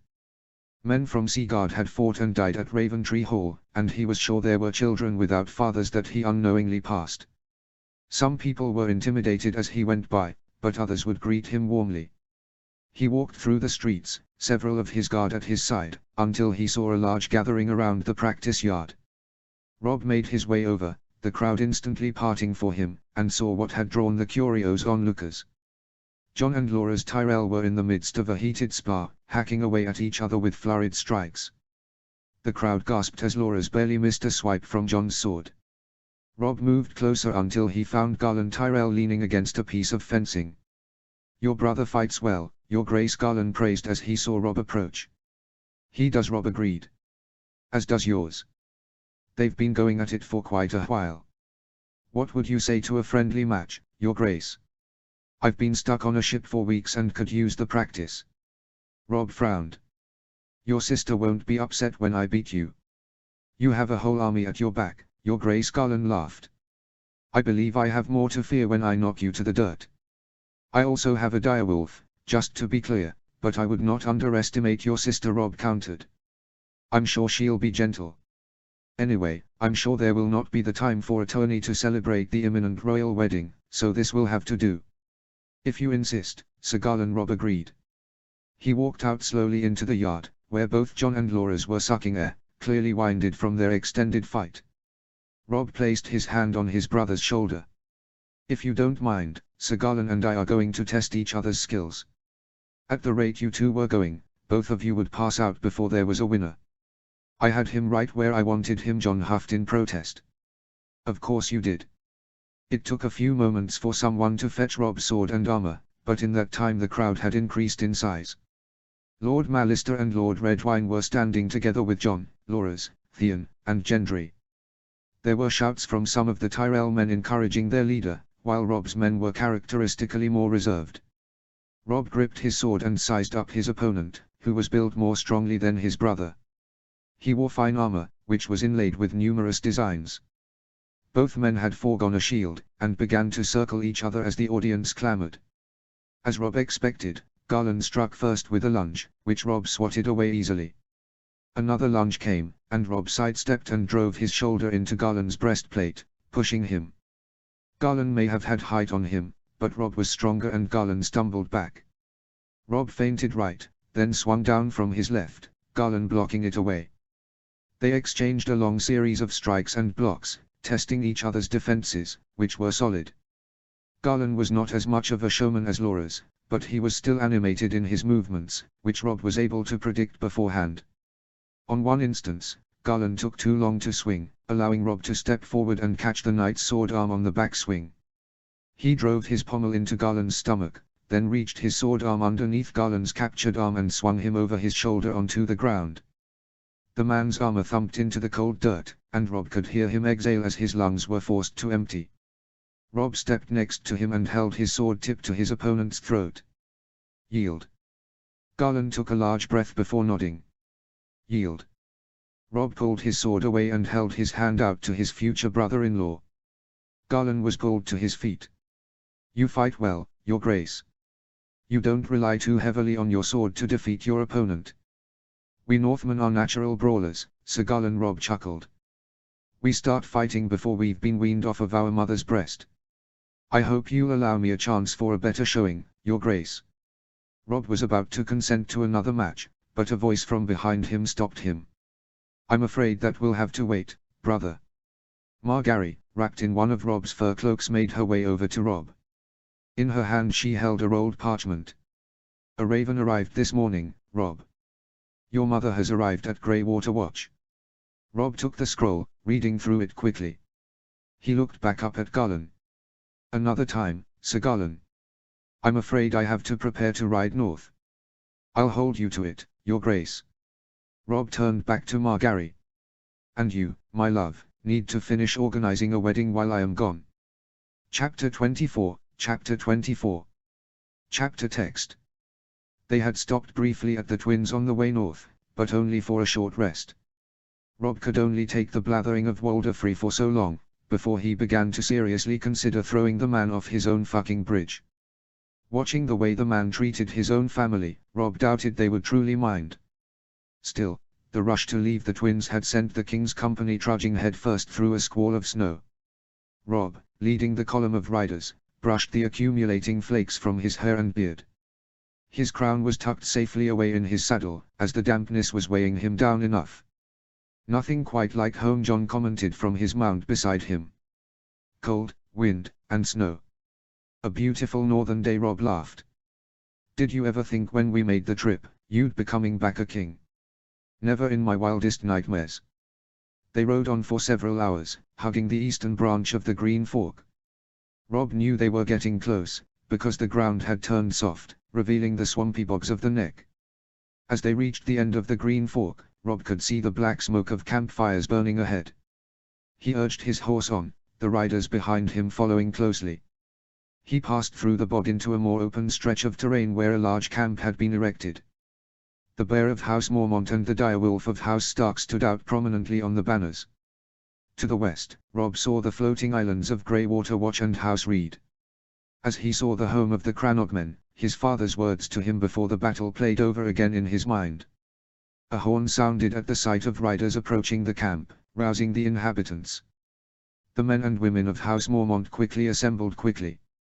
Several of Rob's riders, bearing his banners aloft, rode forward announcing his arrival. Realizing that it would be expected of him, Rob reached into his saddlebag and pulled out the crown, placing it atop his head.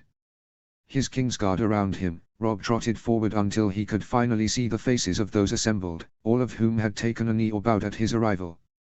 He sees the grey-haired Lady Mage Mormont, and next to her the imposing, yet attractive figure of Lady Mage's daughter, Daisy. Rob knew the two of them could hold their own against any fighting man. As his eyes traveled further, Rob's breath nearly left him, his emotions tumbling, as he saw his mother and youngest sister, both bowed in a curtsy to their king. Not caring at all about impropriety or looking weak, Rob slid from his horse and strode quickly towards his mother. Her head was down, so she gave a slight squawk of surprise as Rob lifted her up and embraced her strongly. He could feel her hands grip his furs, pulling him in tighter, and he could also feel the tears on her cheeks as they stood locked.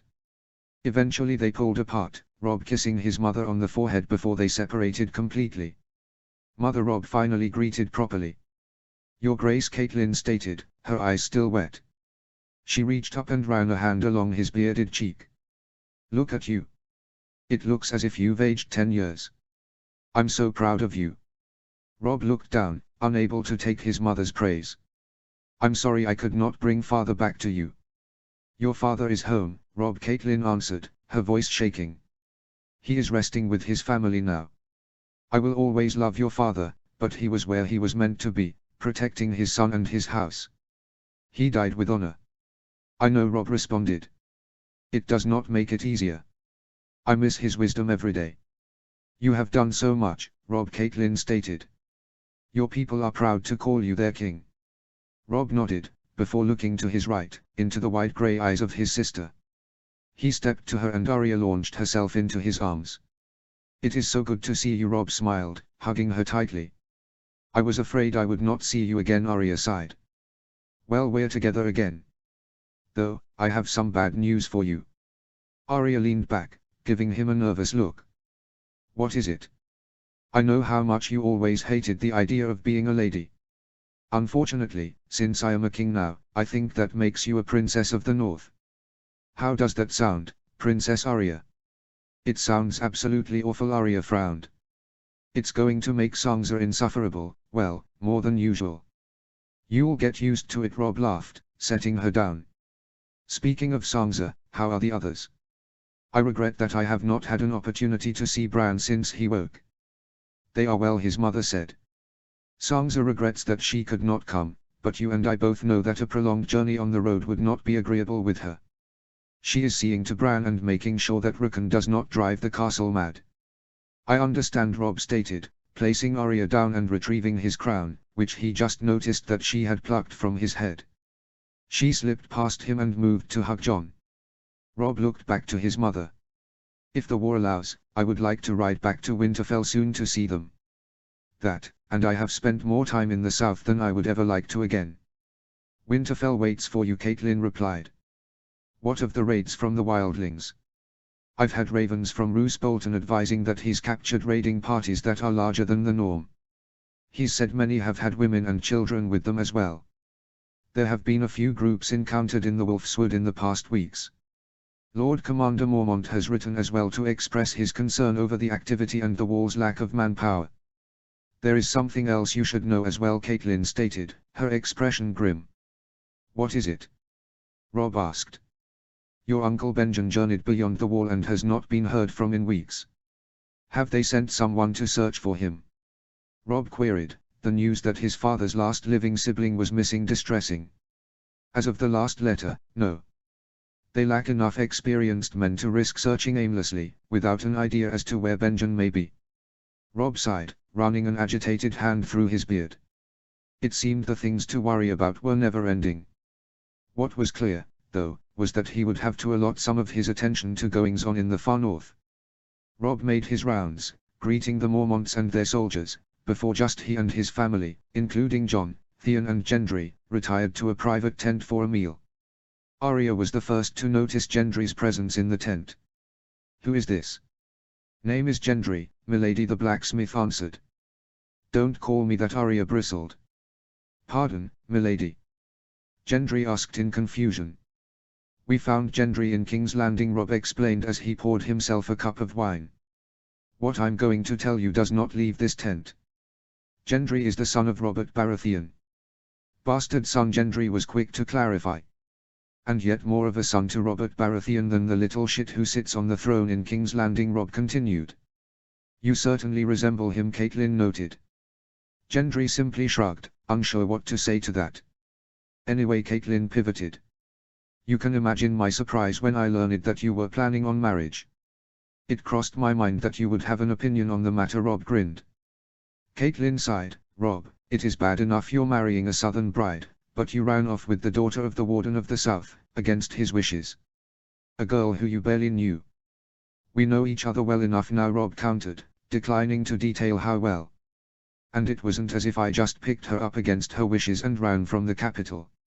Her fool of a father was trying to hand us over to the Lannisters, and she and her brother were crucial in that not happening." "I am grateful for that," Catelyn admitted, though her expression was still standoffish. "Still, it does not help our position at all to be at odds with the Reach. The number of fighting men they are able to field is more than our own, not to discount the addition of the Lannisters to those numbers." "Lady Catelyn, I think you'll find the support of the Reach is fractured at the moment," Theon interjected. "It will be much clearer when we reach Seaguard. As much as I love a riddle, I am in no mood for them." "Tell me what it is you mean." "Mace Tyrell's family thinks he is as big of a fool as we do," Rob explained bluntly. "We have the support of Lady Olenna and Margaery's brothers. Just before we received the Raven informing of your arrival, Garlan and Loras Tyrell landed at Seaguard with 14,000 men and the Red Wine Fleet." 14,000?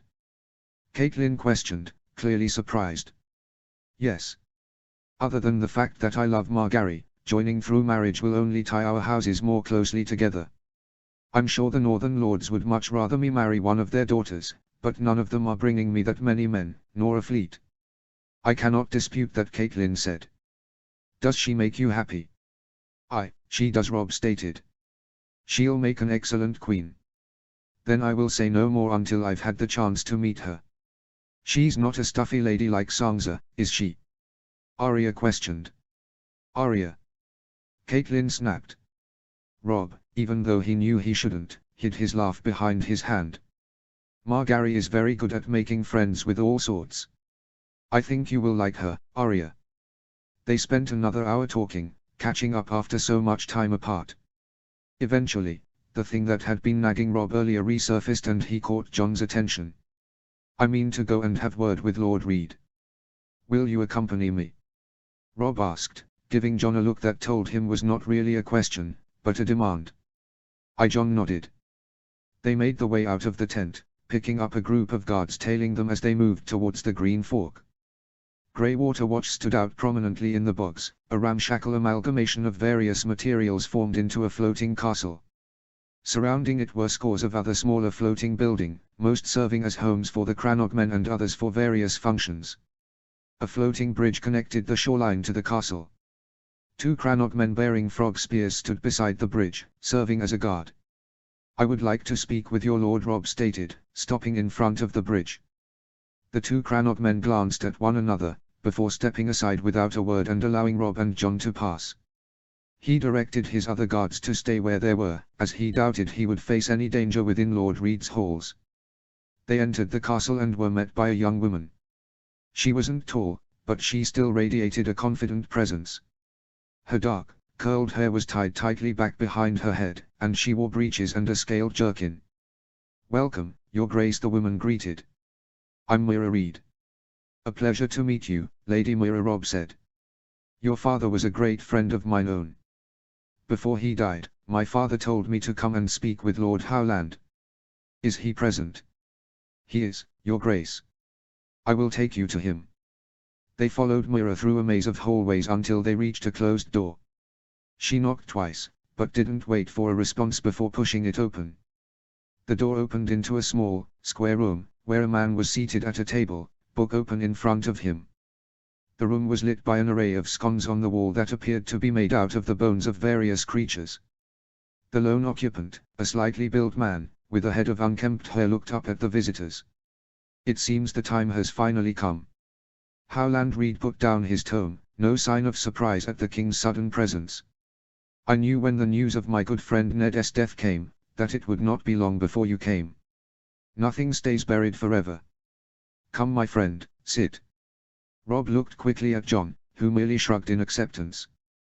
They each pulled up a stool and sat across from Lord Reed.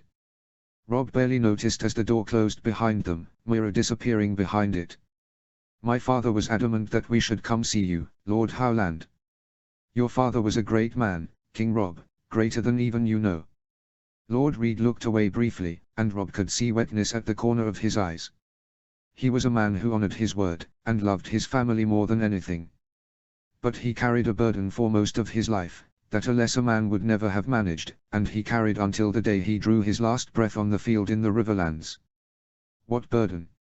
Robb's attention was riveted, and he could practically feel John tense next to him. Howland Reed rubbed his hand across the stubble on his chin.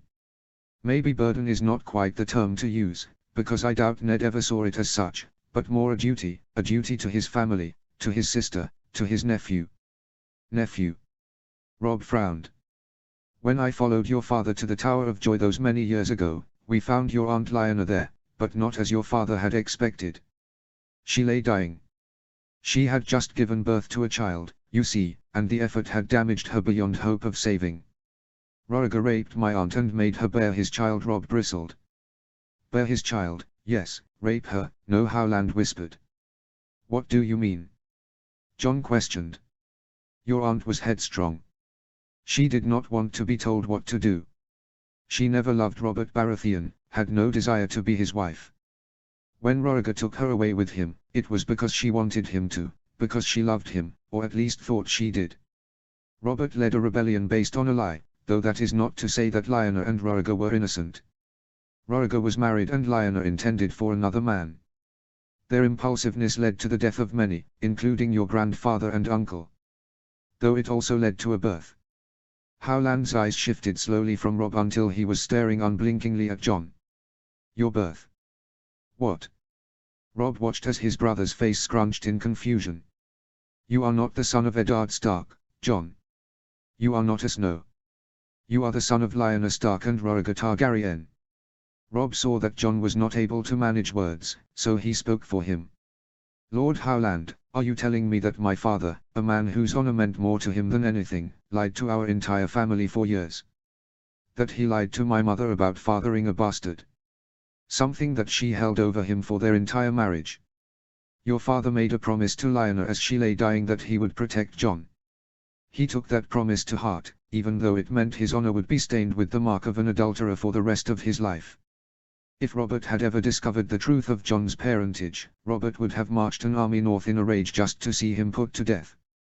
Ned thought it the only way of protecting John's life. What does it change? John's face was haunted. The one thing that I took some pride in was that Eddard Stark was my father. Now, it's all been a lie. My whole life has been a fucking lie. Yet, the one thing that hasn't changed, I'm still a damn bastard. You're not a bastard, Howland interrupted. Roriger set aside his wife and married Lyanna. They were wed when you were born, John. You are the heir to the Targaryen line. That was why Ned was so set on his secrecy. You were a living threat to Robert's throne. There are some who would still support such a thing, a Targaryen king. Robb had never been more blindsided by anything in his entire life. His own father had been telling them all lies. His poor mother had endured the shame that her husband had been unfaithful to her, which had ultimately led to John being treated as an outsider in his own home. And now the final revelation, that Jon had a claim to the Iron Throne.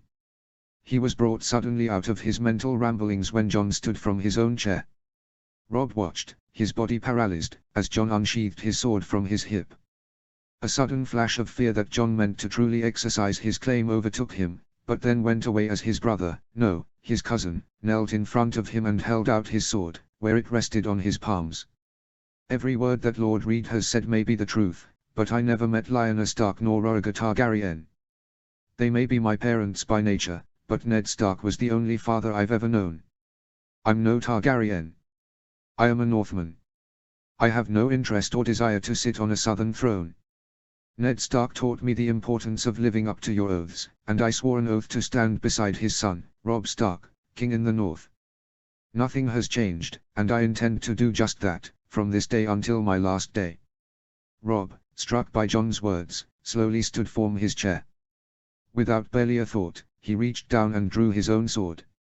He placed the blade down against Jon's shoulder. "No matter who your parents were, you will always be my brother. You will always be a Stark. And so that everyone will know it, by my word as king, from this day until your last day, you shall be known as Jon Stark, a true son of Winterfell." As the words left his mouth, Robb saw Jon's head drop down, overcome by emotion. Done with all the ceremony and formality, Robb dropped his sword to the side and pulled his brother into a strong embrace. Brothers, that was what they were, and they would defend their home together. Chapter 25, Chapter 25. Chapter text. The night was clear and the air bitingly crisp. Scores of Robb's bannermen, ladies, and soldiers stood in a circle around Riverrun's heart tree, many holding burning torches that hauntingly illuminated the castle's godswood. The king in the north stood alone before the heart tree, with only the great Jon Umber at his side. The pain at the loss of his father was ever more present this night, the night he would be wed. In the absence of his father, he had asked the great Jon, the most loyal of his northern lords and fearsome ally, to conduct the rites that would join him to his queen. Robb looked to his left where his family stood. Catelyn Stark looked on proudly, and with look of love only a mother could give to her child. Arya stood fidgeting next to Catelyn, a bundle of energy only barely able to contain herself. Jon stood behind Arya, hands on her shoulders, keeping her still. Robb's brother had been different since their meeting with Howland Reed. It had been like a weight that had been dragging him down. His entire life had been lifted and Jon Stark had done away with the man who had been Jon Snow. Upon their return to Riverrun, Robb had held court and made the formal announcement of Jon's legitimization. Jon was well respected by most, and his new position was celebrated boisterously into the night. The move had offended his mother, but he knew she would hold her tongue for the good of their family. Part of him wished he could tell his mother the truth of Jon's heritage and ease her pain, but like his father, he would keep the secret to his grave. Suddenly an excitement of whispers overtook the crowd. Robb looked up to where a small gap had opened in the circle of onlookers. His breath was lost as he looked on at the vision before him, his queen. Margaery had fully embraced the traditions of her new home. Her brown hair was braided simply and her dress was a deep grey, trimmed with lace of white and blue. She did bear one symbol of her house, a rose pendant affixed to a golden necklace that hung just above her breast. Robb looked adoringly into her eyes, and she gave him the half-smile, half-smirk, that was her way and that she knew drove him mad. He barely noticed as she finally made her way to just in front of him, her brother Garlan, standing at her side. Robb was shaken from the admiration of his bride as the great Jon's booming voice echoed through the godswood. "Who comes before the old gods this night?" the great Jon asked, voice more serious and formal than was normal for the Lord of Last Hearth. Garland Tyrell stepped forward to play his part. "Margaery, of the House Tyrell, comes here to be wed. A woman grown, true-born and noble. She comes to beg the blessings of the gods." Garland looked to Robb. "Who comes to claim her?" Robb stepped forward, hand at his hip, comfortably resting on the pommel of his sword. "Robb, of House Stark, King in the North and of the Trident, and Lord of Winterfell." "Who gives her?" "Garland, of the House Tyrell, her brother." "Lady Margaery, do you take this man?" the great Jon continued. "I take this man," she responded within a beat. Robb stepped forward, taking his Margaery's hand. He smiled at her briefly, leading her before the heart tree. They kneeled in prayer,